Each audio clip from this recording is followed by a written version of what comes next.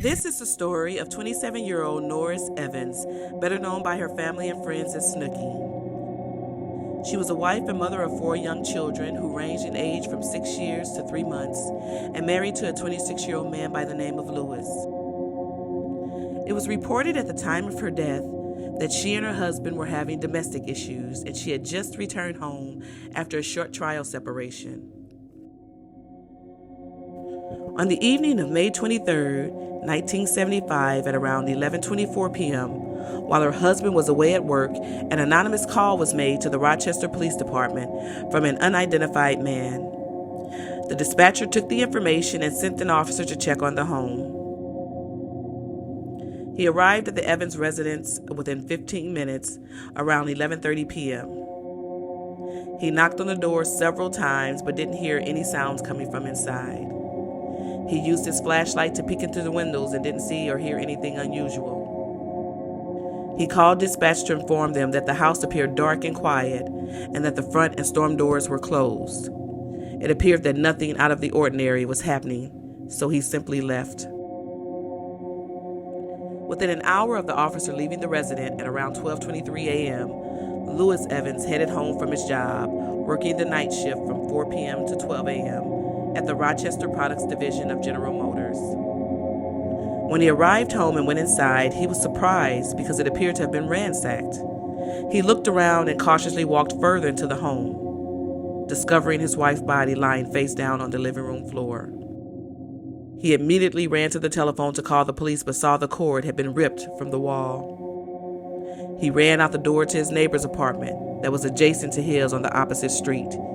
He frantically knocked on the door until finally a female occupant opened it. He was visibly shaken as he attempted to tell the neighbor what was happening and asked to call the police.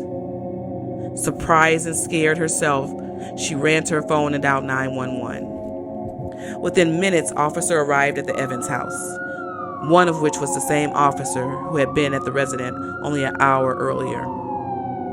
Lewis explained to him what happened before they went inside. They walked through the door and were shocked at what they saw. Norris was lying deceased with multiple wounds to her body.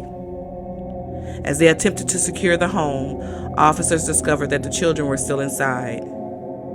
They were immediately escorted out the back entrance with their heads covered so they wouldn't see the devastation of their ransacked home or the body of their mother. It was reported that the 2 oldest boys had been found hiding in a closet. The 3-month-old baby girl was found still inside her crib. It is unclear if the children witnessed or even heard the assault on their mother. There were also conflicting reports as to the state of her body when she was discovered. One suggested that she was found naked wearing only her housecoat, while another stated that she was naked wearing only a blouse and a diaper had been wrapped around her ankles.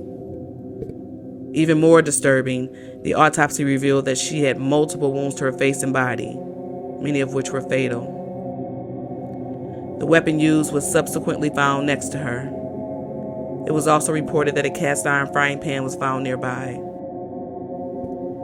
An initial report stated that she had died approximately 4 hours before her husband discovered her body, which meant she was deceased around 8:30 that evening. It was later determined by the Monroe County Medical Examiner's Office that she died between 11:30 p.m. and 12:30 a.m., sometime between when the anonymous caller phoned the police and when her husband returned home from work at 12:23 a.m.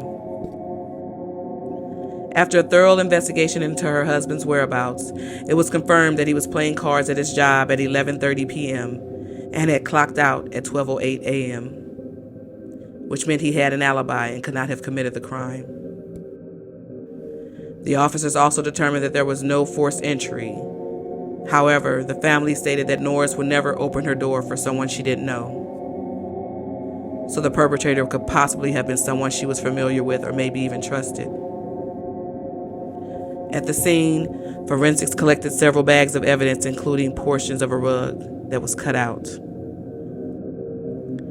Fingerprints were lifted from various parts of the house, including the back door. Family and friends who had given their fingerprints for comparison were eliminated as possible suspects. It was reported that one of the fingerprints lifted from the back door jamb has yet to be matched to anyone. At the scene, officers attempted to escort Lewis to the police station for questioning. Lewis told the officers that he'd recognized the weapon because of a chip on it and that it came from his kitchen. It was also determined that the perpetrator took an undisclosed amount of money and that robbery was the possible motive. The autopsy also revealed that Norris had been violated. It has been nearly 5 decades since Norris Evans' life was senselessly and brutally taken from her and her family. To date, no arrests have been made, and the case remains unsolved in the Rochester's cold case files. It's an injustice for her husband and for the young children that were left behind to be raised without their mother, a mother that some were too young to even remember. Let's spread the word and resurrect this case, in hopes that the Evans family will finally get the answers they deserve, and that the person responsible for this crime will finally face justice.